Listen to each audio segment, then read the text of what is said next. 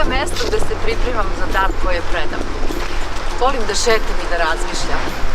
I palo mi je na pamet jedno pitanje. Da li biste želeli da 2017. bude vaša najbolja godina do sada? Ako je odgovor da, znate li šta je potrebno da uradite da se to zaista i desi? Ja vas sada ne čujem, ali sam sigurna da ste dali dosta dobrih odgovora. Ali jednu stvar svi najčešće previđamo, a to je da nam je neophodna priprema.